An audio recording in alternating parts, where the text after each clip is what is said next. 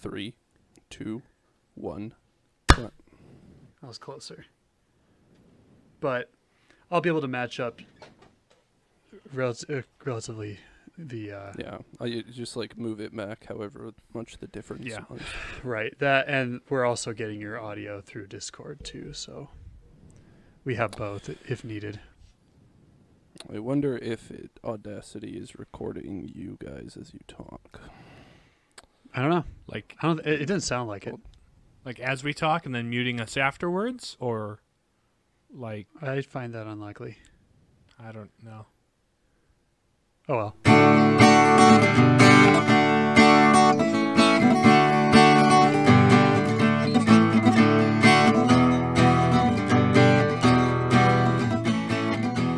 like I just shut up and watched it record for like 30 seconds. On your end. Okay. On my end. When I played back your recording, I didn't hear us talking. Just you. Just wanted to make sure. Mm-hmm. Well, Okay. how we doing? We're doing good. I am settling into the old seminary. Got your first week under your belt, more or less? More or less. Got one day, a lighter day left tomorrow. But we've had our intensive spirituality week this week. Mm-hmm. Nice, which is not all that intensive, apart from the fact that there's a 2-hour class in the morning. So it has been tiring, but it has been good. That's good to hear. Excellent. It's I don't know, been fairly quiet up here. Nathan's started classes. Yeah, this has been my first week of classes also, and they're pretty good stuff. I've got like an intro to electrical computer engineering class, which is basically a class on how to take the course and also run MATLAB. So that one shouldn't be too hard.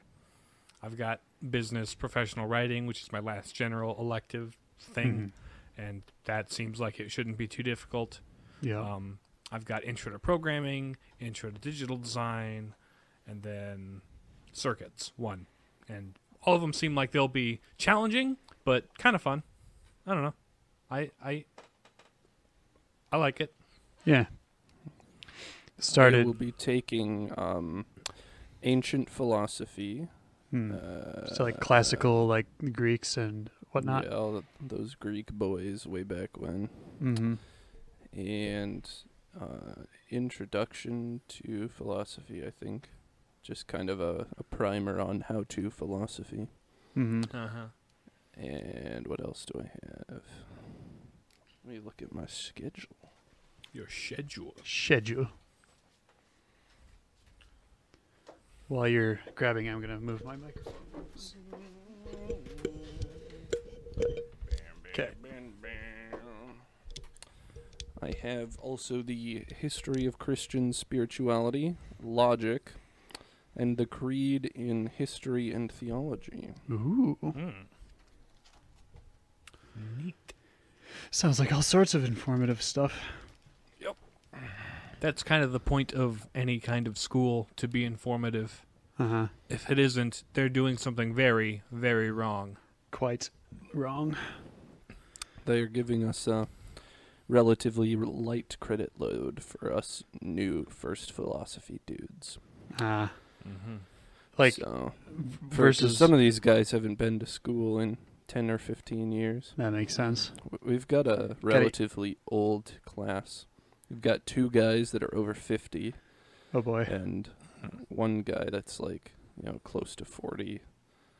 And the rest of us are kind of recent grads sort of thing. So, where are people from?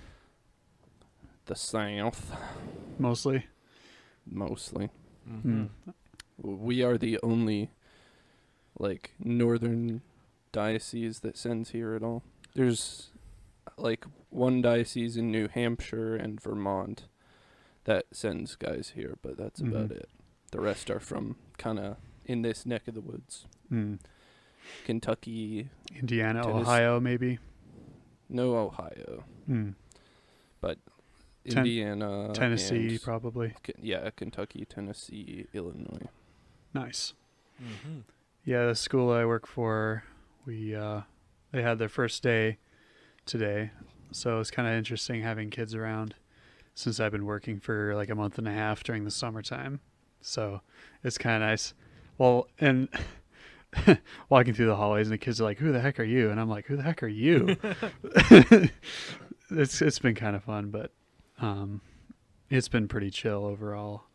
I'm not all terribly busy, but I got some fun stuff I'm working on. So all in all, it's been a good work week. Pretty chill. I've been using some of the downtime at work to, while I'm busy working on things that don't really require that much concentration. I've been catching up on my Catholic podcasts, so I've been listening to a lot of Clerically Speaking and Catholic stuff you should know.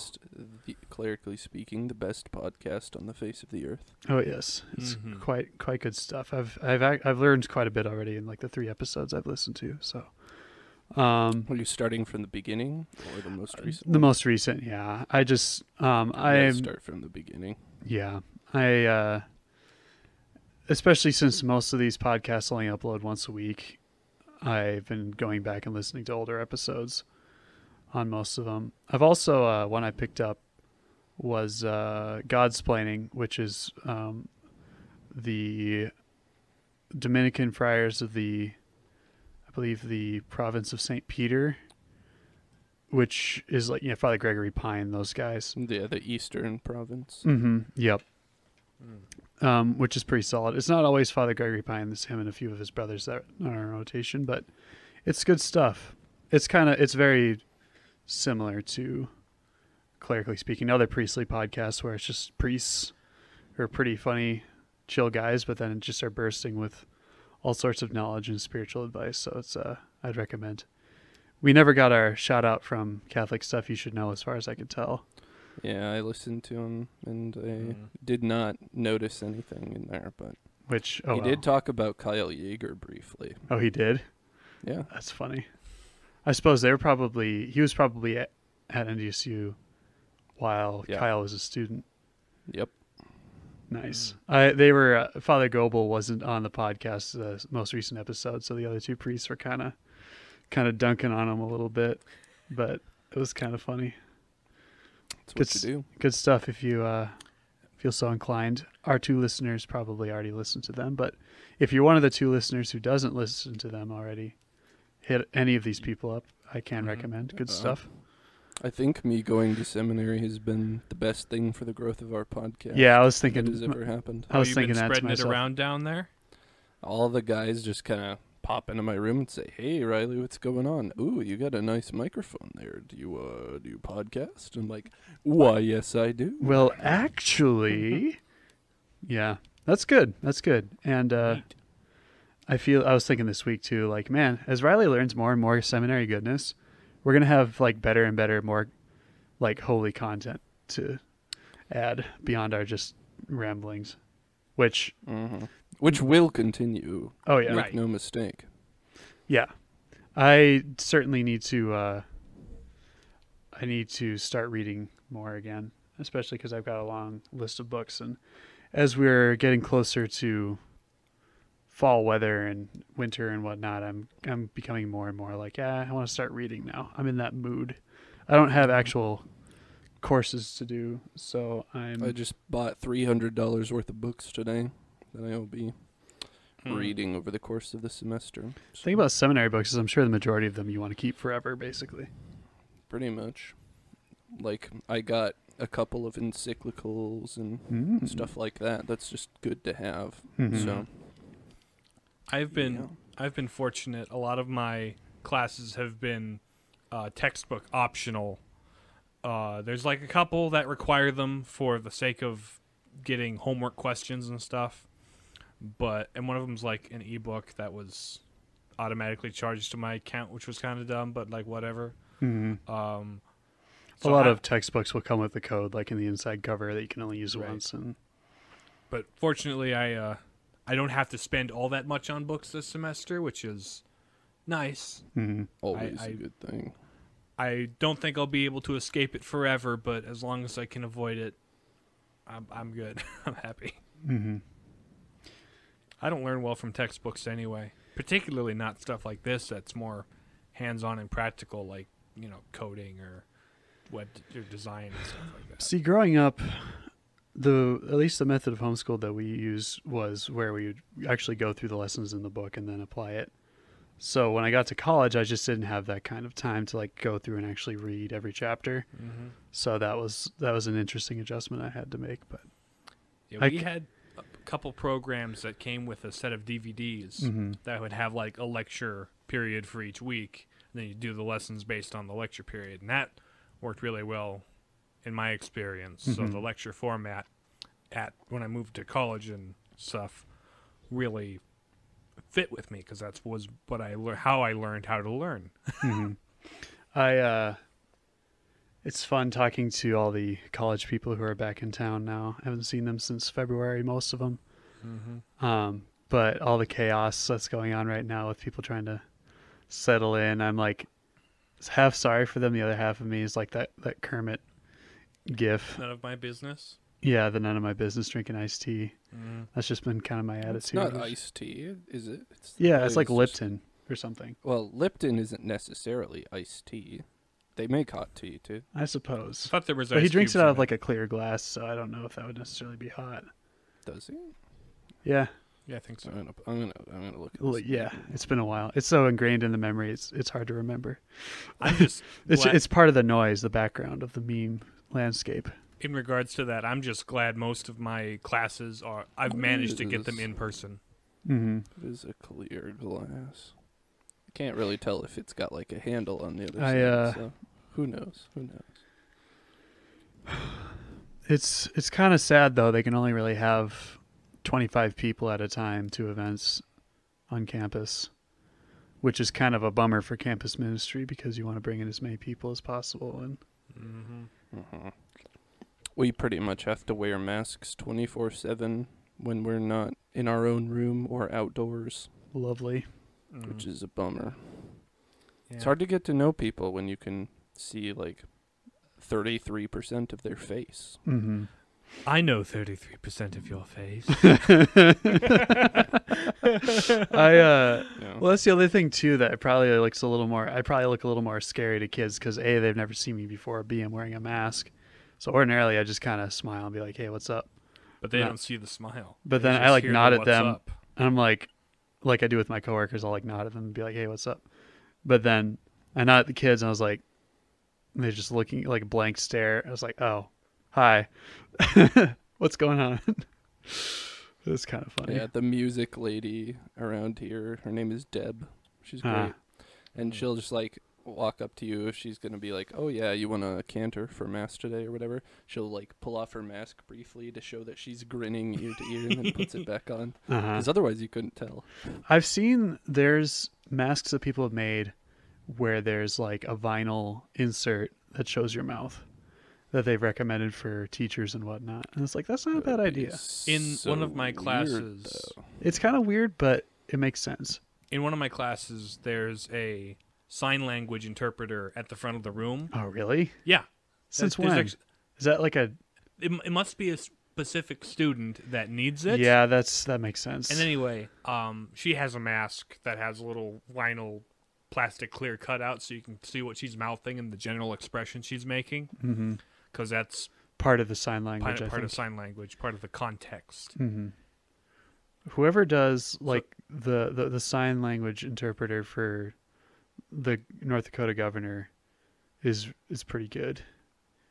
I don't know sign language, but Me either, but it's been interesting to listen to the lecture and watch what she's doing and be like, understand bits and pieces because your siblings pick out study bits some.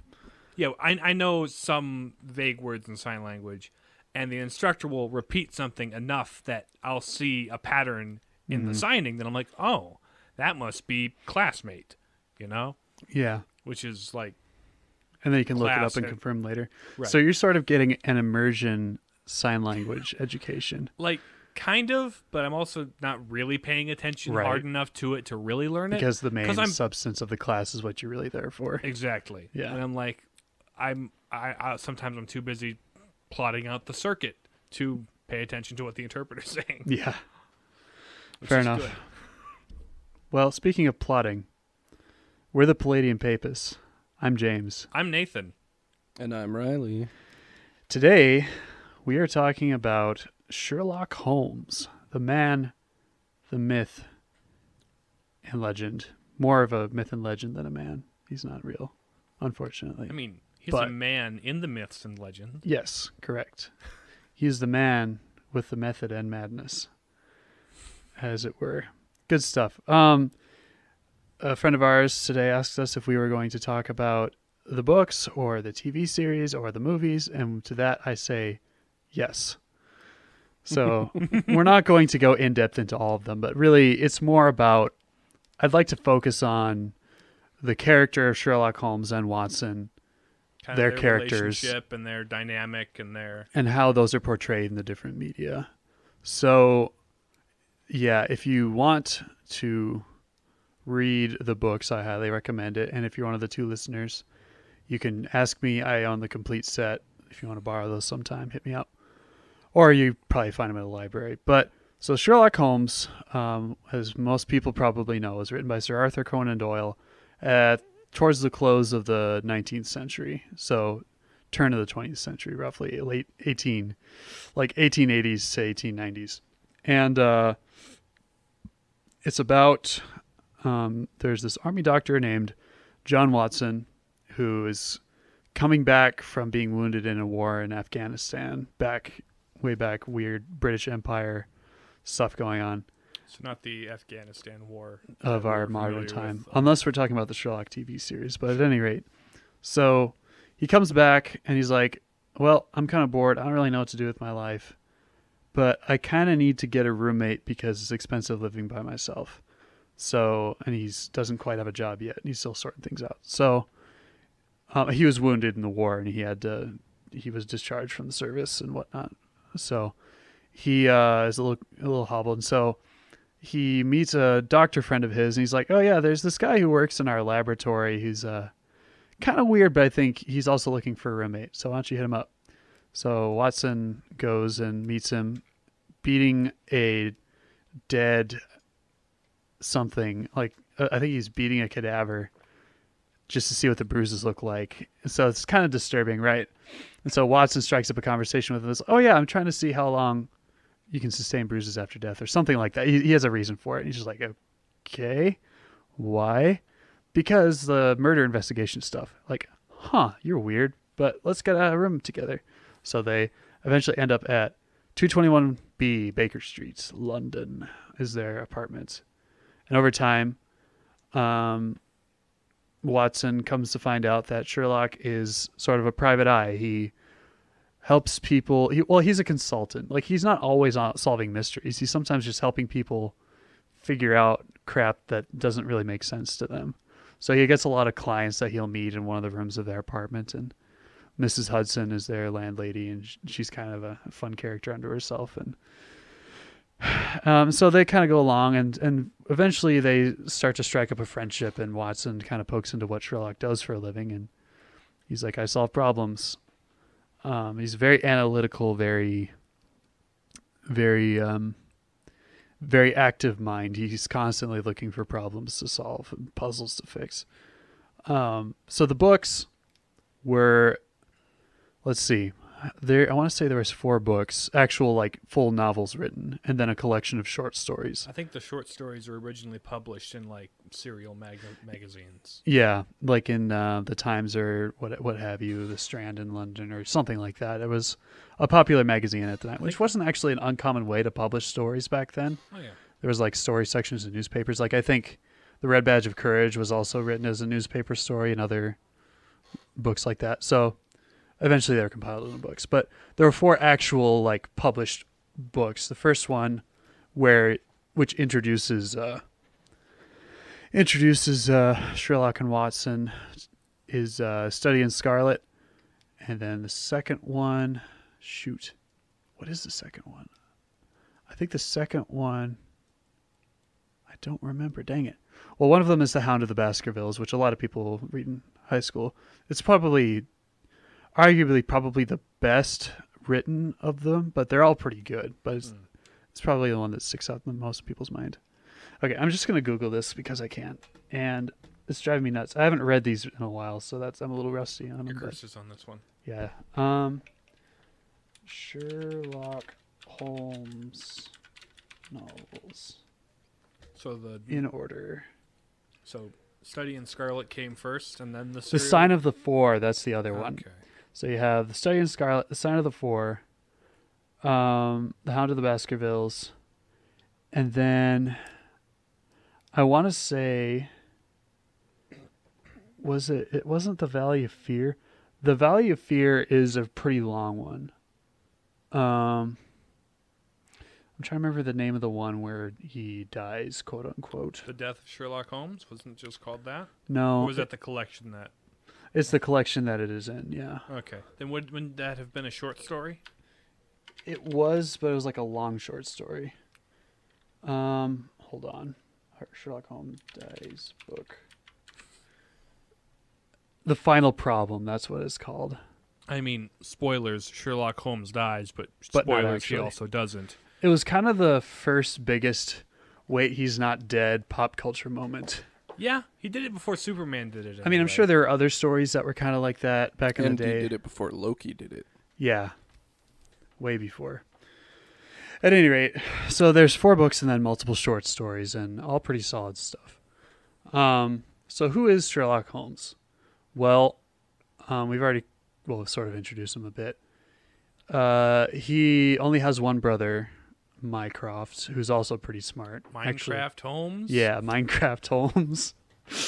He's also pretty smart. Actually, we were told smarter than Sherlock, but he's kind of lazier and doesn't have the same drive. Sherlock, very active mind. He's also he sort of has high-minded ideals behind fighting crime and stuff, which, eventually he gets into in the books, but fighting crimes and solving mysteries with criminals and stuff. On one hand, it's to satisfy his urge to, crack a good mystery and solve a puzzle.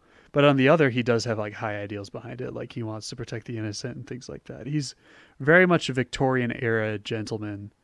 Him and Watson are. Frequently, he's kind of semi-religious. He's not a nihilist like a lot of media portray him as. He quotes.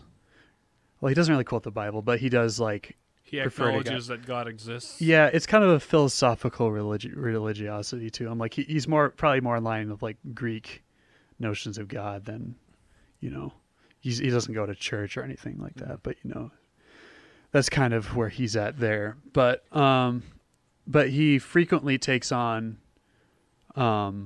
mysteries and cases that involve women who are in need of help in sort of a Victorian kind of chivalrous nature. But he also is some of the people he hates the most and wants to take down are those who take advantage of women and try to pull the wool over their eyes and extort them and different things like that. He's very much wants to beat the crap out of those people. So that's kind of one of the aspects of his character that comes out. So very gentlemanly, has principles and ideals that he lives by, but he also he's quite eccentric. He does weird things, like I mentioned, when Watson first meets him in the laboratory, he's testing out.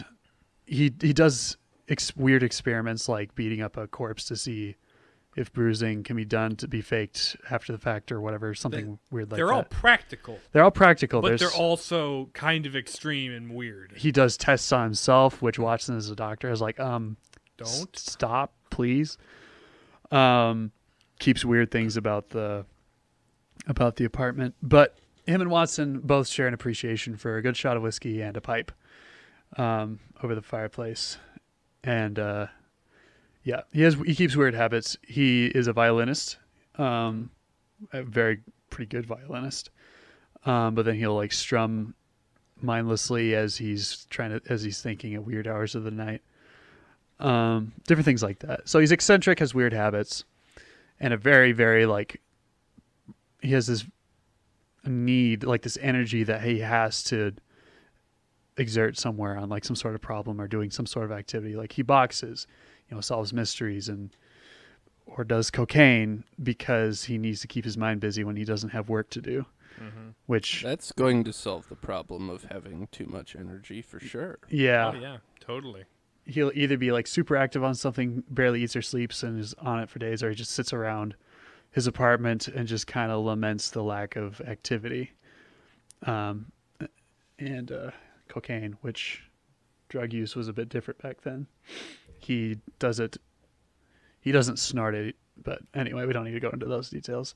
How exactly does he take it, and where does it get it? Yeah, it's one of his excesses, and Watson kind of scolds him for it. So I guess it's a pretty thorough, as far as like the books are concerned, it's a pretty thorough exploration. The main features of Sherlock. Another one of his deals too, over the course of the books, this becomes especially clear, is he's quite. Him and Watson develop a very real, brotherly, solid friendship. It's not always perfect. You know, they have their beefs and disagreements here. Brotherhood rarely is perfect. Right, exactly. But he is very fiercely protective of Watson too, in terms of like in the face of crime and different things like that.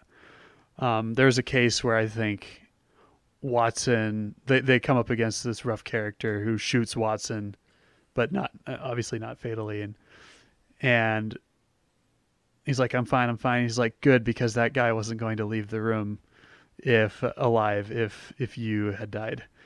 In like the book, he points out like this is one of the rare moments of like actually showing his his affection for Watson, because he's normally kind of just like pretty formal and not really all that kind of aloof. Mm-hmm. Yeah. So that's another key feature of Sherlock. Watson, I feel like his character is pretty also as well known. The books are written as if it's Watson writing about his adventures with Sherlock, and they're being published, that sort of thing. To the extent that some people thought that Sherlock and Watson were real people, and I think 221B still gets mystery requests to this day, even though it's like, I think it's like there's like a museum across the street. Sure. But yeah, cool stuff. And Watson, he's a doctor, he's a military guy, he's more formal, organized, and kind of clean kept. He's a doctor, so he's very focused on like keeping things ship shape and healthy and organized and clean. And Watson is a little more, or Sherlock is a more disorganized, rough around the edges, but he's chaotically organized. Mm-hmm.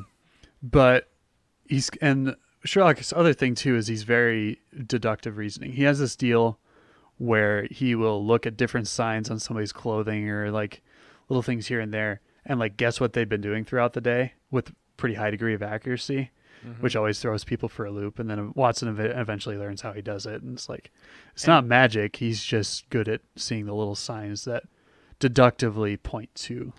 And after a while, even Watson is no slouch when it comes to picking up some details and stuff. He's been known to offer some valuable input here and there. Yeah. Although at first Sherlock is kind of impatient with him. He's just like, you see, but you don't observe. Like, what does this mean? Like, right. So think for a the little first bit. Several books, Watson's the kind of bewildered sidekick. But kind of grows into his own after a while.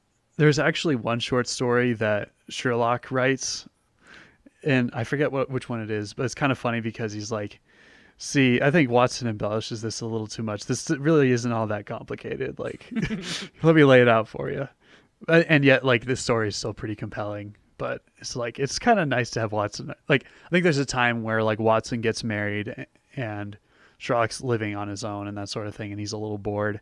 But he's like, yeah, I kind of miss having somebody to admire me as I'm going around doing these things. So he's got kind of a showboaty side here and there with some bravado about him. But Watson's very stalwart and loyal as well. That's like one of his main character features.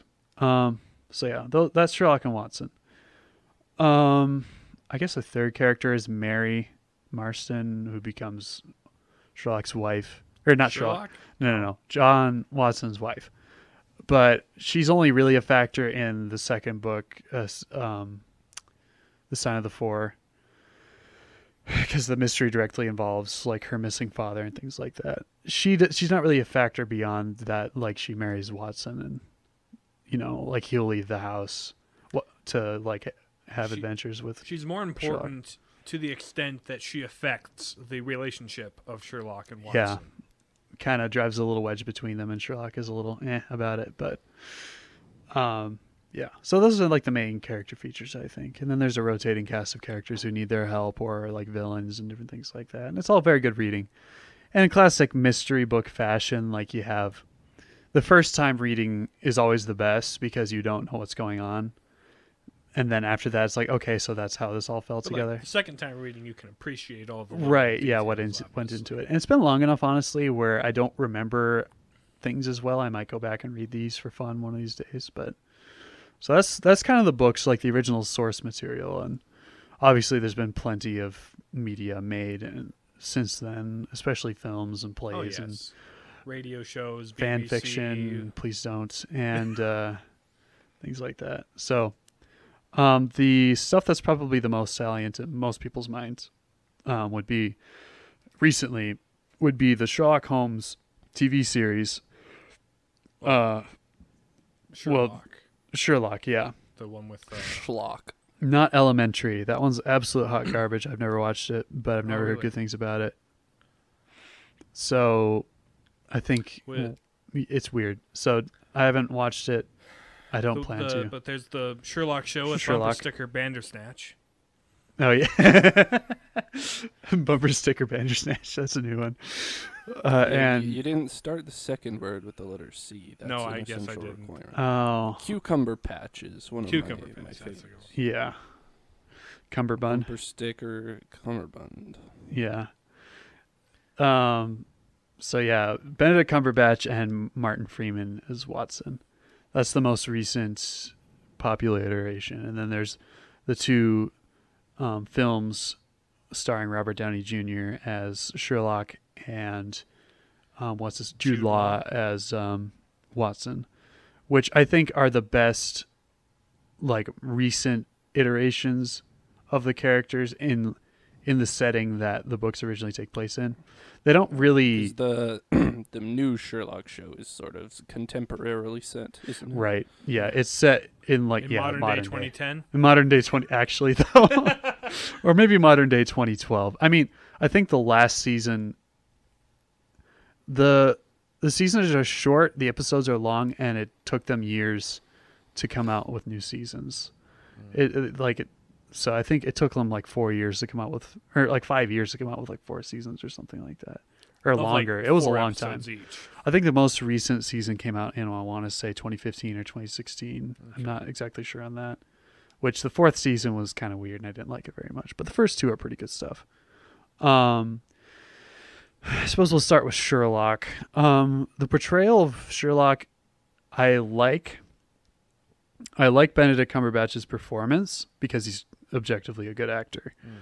But I'm not really fond of the portrayal of Sherlock compared to the books because Sherlock is kind of he's not self-obsessed, but he's aloof and kind of a butt. You know, he like bordering on like a psychopath and a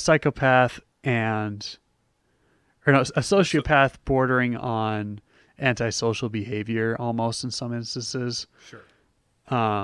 Very much not. He kind of drops the whole gentlemanly thing because obviously not Victorian times, but he's kind of nihilistic and, you know, genuinely doesn't care about things. I mean, while still having like the aspects where he cares about Watson and he has his softer sides and different things like that, but he's kind of more enigmatic. I feel like most adaptions of Sherlock after the original book prioritize a couple of his characteristics and then like reduce everything else a little bit. So like he's deductive, he's cold and calculating, right? He doesn't care about people. Like they kind of take that too far. They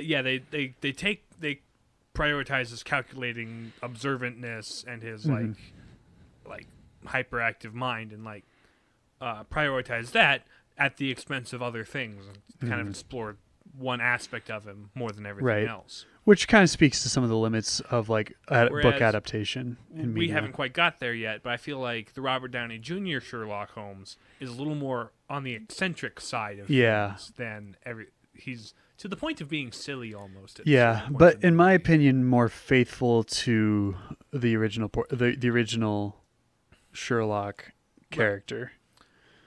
But at the same time, there's like an imbalance there still, even if it's a different kind and like to a different degree. Mm-hmm. Anyway, yeah, you can continue. But I do really like. I mean, Jude Law and Martin Freeman's portrayal of Watson are both pretty good. Right. Martin Freeman is just Martin Freeman though as Watson, and he's like the perfect Watson as himself. Just being Martin Freeman. Like Martin Freeman is Watson as far as I'm concerned, and Bilbo. So Watson is Bilbo. And what's his character in Hitchhiker's Guide? Arthur. Arthur, yeah, and the yuppie from World's End, and like I feel like Martin Freeman plays a lot of similar characters, but he fits really well. Him really well. Yeah, yeah.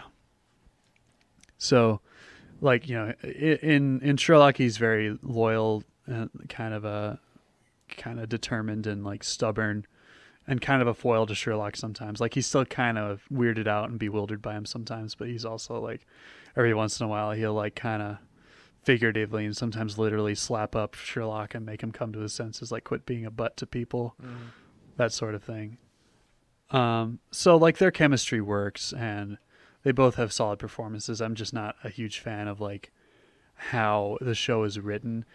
They also reference a lot of the source material without actually going into it, and there's a lot of good source material they could have easily made episodes about. But when you have 4 episodes per season and like 2 years to make a season. Right, yeah. Which I get what they were going for, but at the same time, some of the directions they went, I was just not a fan of, like Mary being a secret agent and whatever, and like their take on Hound of the Baskervilles was actually pretty solid, I think. Yeah, the first season of the show was probably the best, and then the second was pretty good, but then they kind of went downhill, in my opinion. But I guess another character in the Sherlock lore that'd be relevant to talk about would be Moriarty, Professor Moriarty, his arch rival, who's basically him but evil. Yeah. And a professor. But instead of solving crimes and stuff, he is like this criminal mastermind who pulls strings and makes people do things for him and like causes chaos and criminality here and there, and just likes to have his thumbs at the controls and you know, manipulate people for his own amusement, really. Yeah. That's kind of his old shtick. And they're pretty evenly matched, but then Moriarty's propensity to evil kind of keeps Sherlock on the back foot a lot of the time because, you know, he doesn't want to violate principles, and Moriarty basically has no principles, which makes him pretty dangerous. Right, yeah. And I think, you know, the Sherlock TV show puts kind of a psychological thriller spin, like villain spin on Moriarty as a character, which works pretty well, actually, I think. The best part of the Sherlock show is like the parts where they take the whole death of Sherlock thing. You know, where Sherlock jumps off the top of a building to save John from being assassinated or something like that. He takes Moriarty off the cliff with him. Yeah, that's kind of the thing with like the whole struggle with Moriarty and Sherlock is that there's this deal where like one of the books, which I just looked up and I can't remember the name of, The Final Problem. Arthur Conan Doyle got sick of writing Sherlock stories, so he's like, I'm just going to kill the guy. So he has them go on this epic journey, and it's like a good like finale for Sherlock as a character, or one would think, where like Moriarty's had enough, so that he's basically trying to kill Sherlock, and so they have to leave the country and go to Europe, mainland Europe, and do all sorts of stuff. They end up in Switzerland, and at this waterfall, Sherlock is like, all right, this is where it's going to go down. Hey, Watson, go do this thing and come back. And when he comes back, they're both gone. And there's footprints at the edge of the cliff where there's a waterfall and a cauldron below, and it's like, oh crap, they both died in a struggle. So yeah, so it's a very soft off-screen death, just in case. Mm-hmm. But Yeah, killed off Sherlock, and it was the first fandom outrage at the death of a character. Like, people were so mad that they killed off Sherlock, which I think it was maybe a year or two later. He gave in and finally like wrote him back to life. He's like, "Oh, I didn't die. I threw Moriarty off the cliff and switched my shoes around and made it look like I was walking away from the crime scene and hid on a cliff while you guys were looking for me and stuff like that," or something like that. You know, it was kind of lame, but as most temporary death explanations are. Yeah, and the Sherlock TV show kind of addresses that, where people are coming up with all sorts of theories, like, see, Sherlock couldn't have been dead because this, you know, and like different things like that, kind of playing on that, like how it'd take on in a modern setting. And it's there's some fun moments with that. Yeah, that's kind of like one of the big moments, and then his coming back. A couple of like some trivia here is, fun fact, Sherlock only ever exclaims elementary once out of all of the books. And it's not "My dear Watson" either. No, it's just elementary in reply to something Watson like puts two and two together on something. He's like, yeah, elementary. And that's it. Like, he never says that. And for some reason, in every media ever since, like, people, you think Sherlock Holmes, you think the two-sided deerstalker cap, the pipe, mustache, and elementary. I don't think the deerstalker cap and cape were ever like written into the books. They were just part of the illustrations that right went with them in the magazines. Yeah. But yeah, that's because of that early on illustration for the books. Like, that's just become the accepted which is why the image of deerstalker Sherlock cap Holmes has become the detective hat. That's the Sherlock Holmes hat now. It's a detective hat. Yeah. It's like, people don't know what it's actually called anymore, which is like, before that, what did people think of those? It makes you think, like, was that like what hunters wore, had a visor on the front and back to protect your neck and face or whatever? Like, why do you need a visor on the back of a hat? Well, it's kind of like some hats sun hats will have like the flaps on the back to protect your neck. It's kind of that without the full brim. It's just size. I don't know. It probably had some practical purpose. Somebody wanted to wear a brimmed hat, but also wanted to walk through a door. But usually Sherlock is described as wearing a vest of a suit of spotless tweed. Wearing a tweed suit, wearing spinsy wins on both sides. But yeah, another thing too is the dog that didn't bark came from a specific mystery story. Came from a specific mystery story. Like, there's this whole thing where like they were trying to. There's this guy who died, like, head bashed in. And his body was found in a field, because the story was like there was some bets going on at a horse race, and this guy was found with this prize horse who was a favorite to win in a race or whatever in a field with his head kicked in. Like, oh, who killed this guy and who took the horse out here and left him? And they're trying to figure out, okay, what happened? And then, like, by the way, did the dogs bark last night? Like, because if there's an intruder, that would have been somebody they didn't recognize. They didn't bark. So it meant they knew whoever it was stealing the horse, right? And so, spoilers. This is a spoiler for a podcast. Spoilers: the horse killed the guy because he was trying to fix the race by cutting a tendon on the horse or whatever, or something like that. So there was no foul play except for the one guy who died. The dog that didn't bark, it had its origin in that particular Sherlock story. That's that expression. So that's one of the many ways it's impacted our cultural whatnot. So trivia aside, I suppose we can get into the RDJ movies now.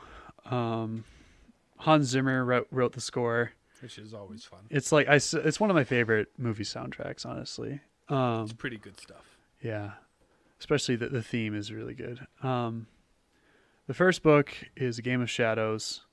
The first movie. These are not books. The movie. A book starring Robert Downey Jr.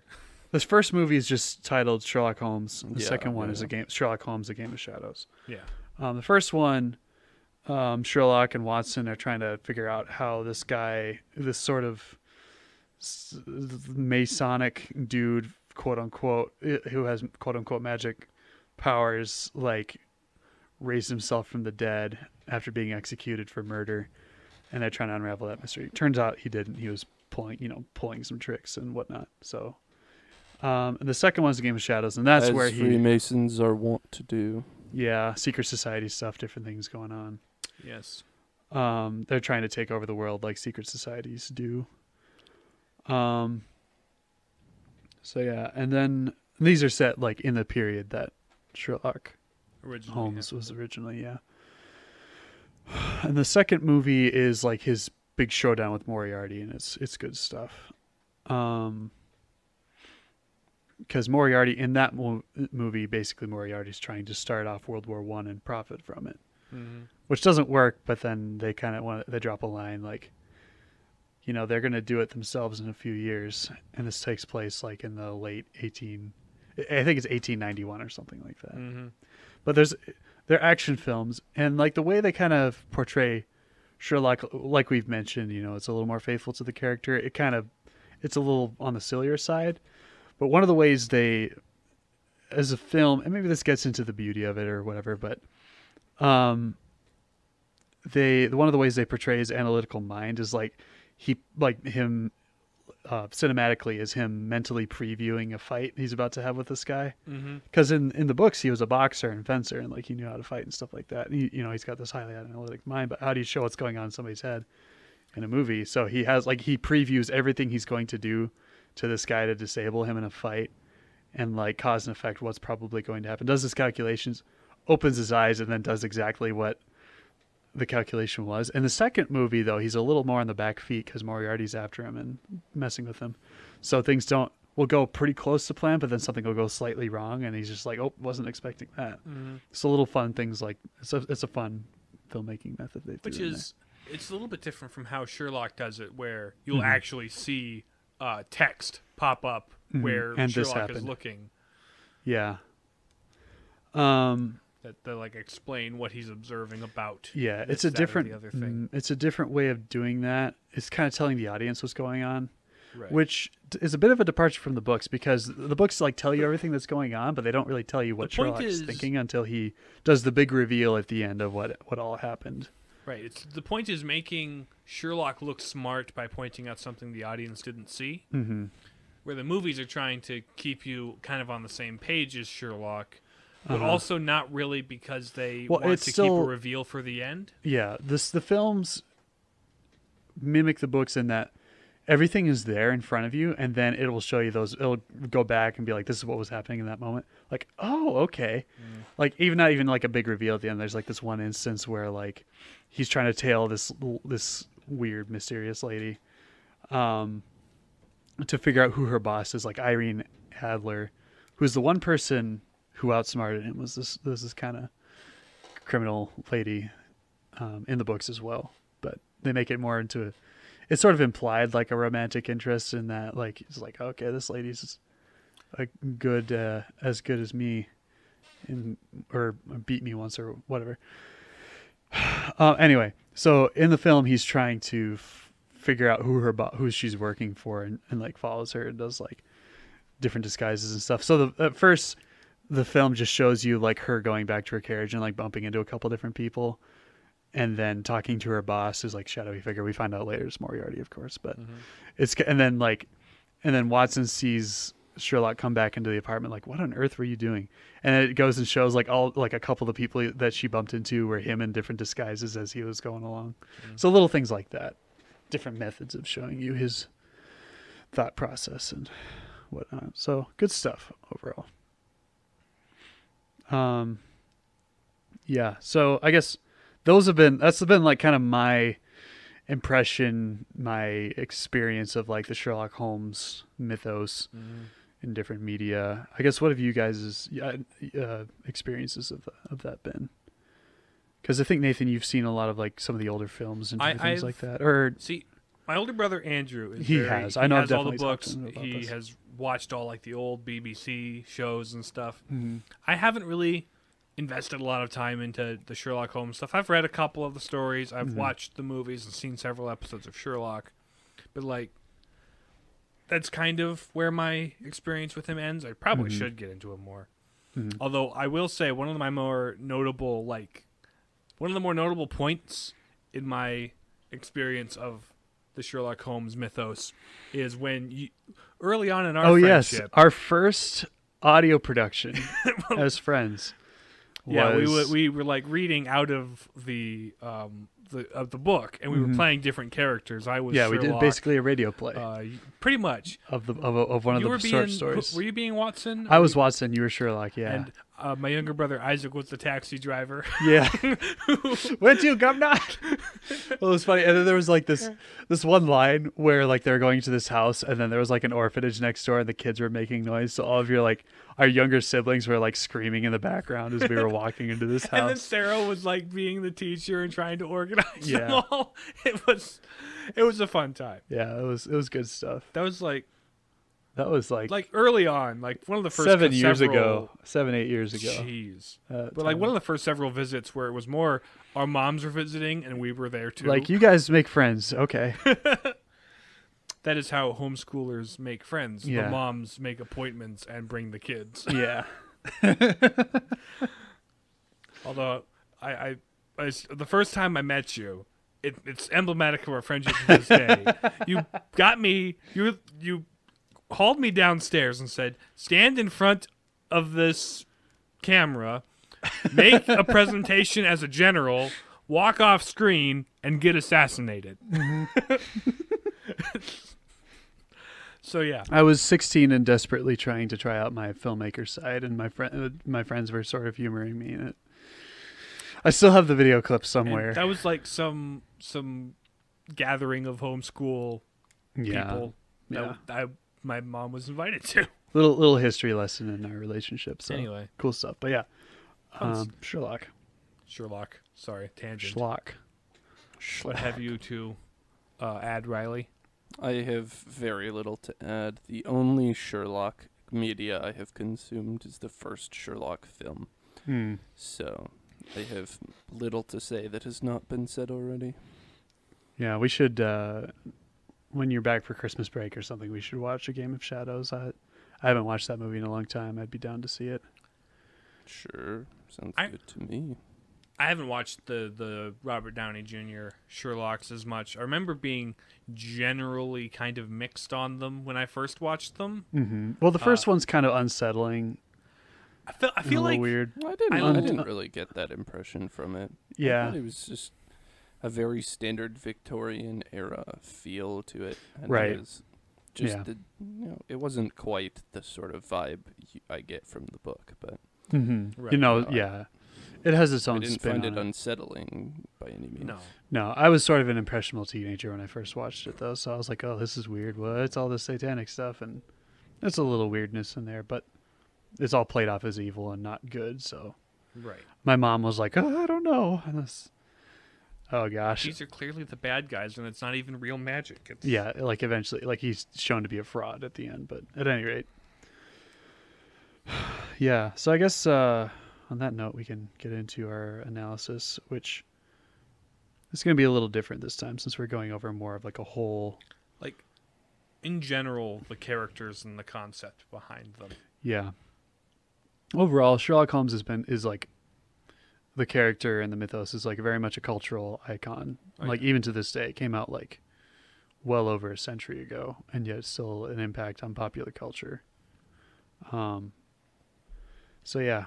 Very good stuff. Highly recommend reading the books. Not all media with Sherlock is stuff that we would recommend. No.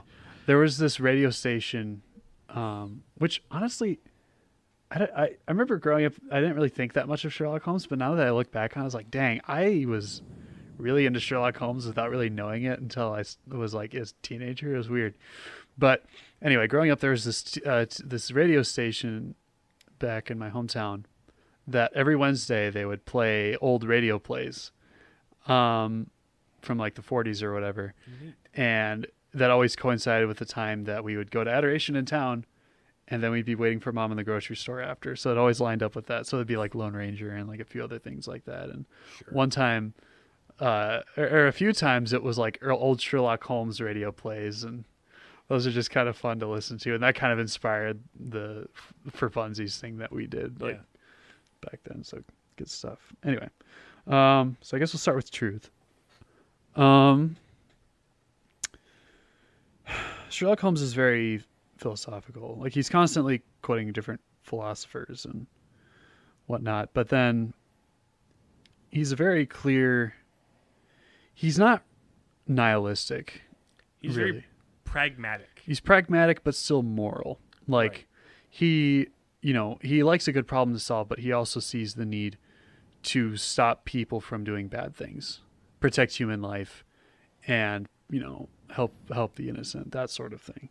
Maintaining order of society. Yeah, he very much believes in justice and seeing. Another thing too is like he also helps people who are innocent, like Prove their innocence. prove their innocence. He's very, very firmly devoted to serving justice. Right. Every problem has a solution, and the solution should never hurt anybody. Yeah, the truth is important because he's very much a truth seeker in all areas of his life. Not like the Joe Rogan blue pill weed truth seeker, but like actual philosophical classical truth seeker. Because back in those days, the classics and like classical education was very much the norm in England. You'd study the ancient Greeks, and a lot like Riley's doing right now. You study the ancient Greeks and philosophers, and you'd actually learn Greek and Latin and stuff in school, which I guess would be kind of cool, but I feel like it'd be a huge pain as a kid. But anyway, so he's very much devoted It's to. It's actually much easier to learn languages as a kid, incidentally. True. Yeah, you can absorb that easier in terms of speaking. I suppose reading too, to an extent. But yeah, because you learn a language primarily by speaking it in practice. Mm-hmm. And your brain is wired at a young age to absorb language. And learn through immersion. Yeah, because that's just how it happens. It'd be so cool to be bilingual. But at any rate, actually grow up in like Canada or something where you learn French and English. But at any rate. That would require growing up in Canada. Yeah. Which... Last week we talked about depressed Canadians, so you can go listen to that episode. I did? Yeah. So yeah, truth in that he's very devoted to the high ideals of truth and like justice and those sorts of things. And also like he doesn't work directly for the police, and so he kind of is able to operate on his own a little bit. And sometimes he's like has to make tough decisions with like people who are kind of in his power because he's figured them out and that sort of thing. And he's like, I think you're going to learn a lesson from this. Is like, no, you're definitely not. You're going to have to go back. You're going to have to go to prison for what you did, that kind of thing. So yeah, there's some of that in there, but overall he, there's never a point where he really questions like his morality or anything like that. He sticks to his guns. Goodness. He doesn't always bring a gun with him. Yeah. Well, a lot of times he does bring his revolver.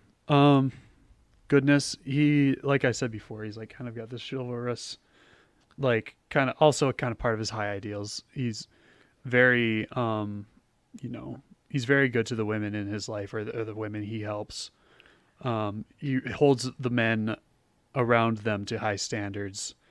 And like if they're mistreating somebody or taking a woman or taking advantage of them or different things like that, he's very stern and harsh with them. But also you've got the relationship between him and Watson. Oh, yes.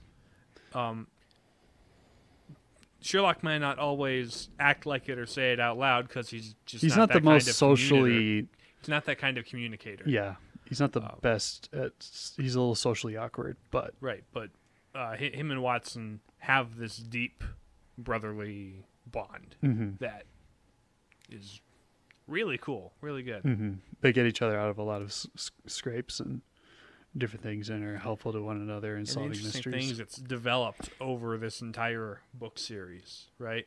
And it is also developed rather well over the course of the Sherlock show and the movies too, in a similar way. But yeah, Yeah. So yeah, beauty. The books are definitely products of their time in that the style of writing might not appeal to everyone, but if you can get used to it, they're very well written stories. They're like more or less established a lot of the modern mystery story tropes. Mm-hmm. A lot of that was borrowed from some Edgar Allan Poe writings, though. So it was like, yeah, and different things like in other places, but I feel like Sherlock Holmes really popularized it. He popularized and sort of kind of perfected what was already there, right? To a certain extent. And I'm sure mystery writers have since developed it further and made it, the mystery genre better. But I think the Sherlock stuff really kind of developed it. Yeah, modernized, like brought it into the modern era. Modern day 1890. Modern day 1890. So yeah. Beauty. The Sherlock Holmes movies are very well shot, directed, acted. Music is great. The TV show is pretty good.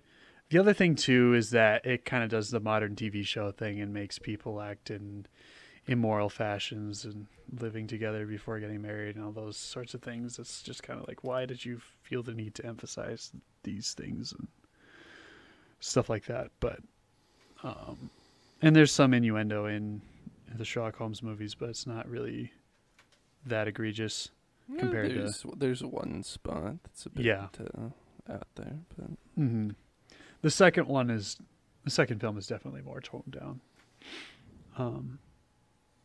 Where are you going, Stanley? The poor housekeeper guy. I like that character. Anyway, Unity. Overall, every mystery, there is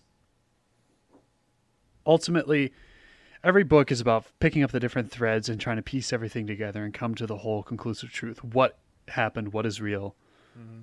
What is the truth? And everything they've come across up to that point, you may not know it at the time, but it points toward that moment of reveal where everything ties together. And some details are distractions, and that's the other thing too. Is Sherlock is good at is being like, no, this doesn't really have much to do with it.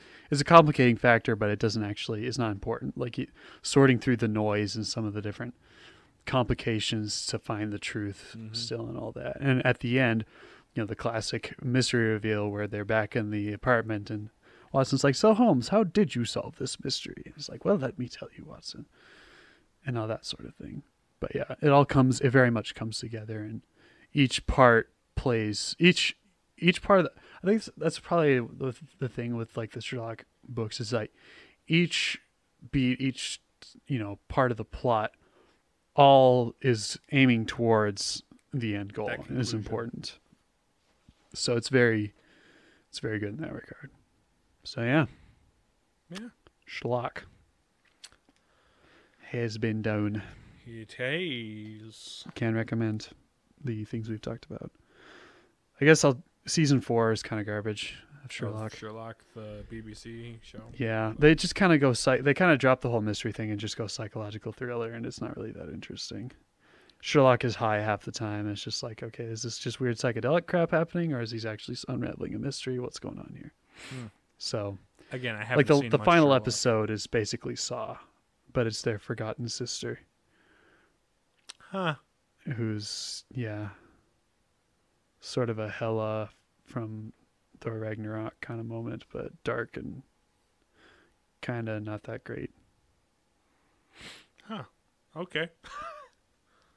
I saw a trailer recently for this, I don't know, HBO series or whatever with Henry Cavill, and then like 11 from Stranger Things is like Sherlock Holmes' younger sister. I don't know. I'm probably never going to watch any of these HBO things, but interesting stuff. Yeah, HBO. I don't know. Well, guys, what is the meaning of it all? Why are we here, Griff? No, I mean, why to are know, we here love, and serve God. Ding, ding, ding.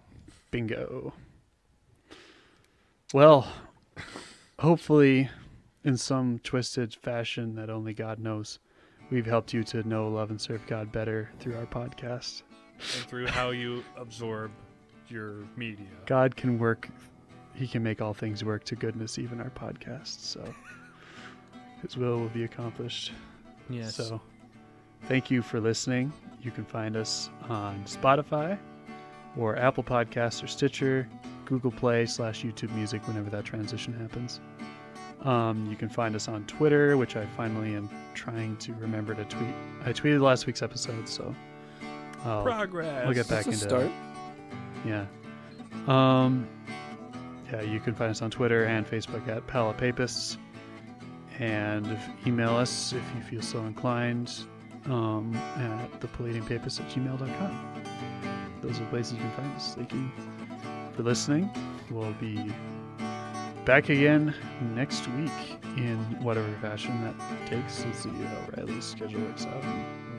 I don't imagine I'll be so inundated with homework and responsibilities by next week that I won't be able to podcast. So. Yeah. Same. We're going to try to keep bringing this to you and doing the good work. So thank you for listening, and we'll catch you later next week.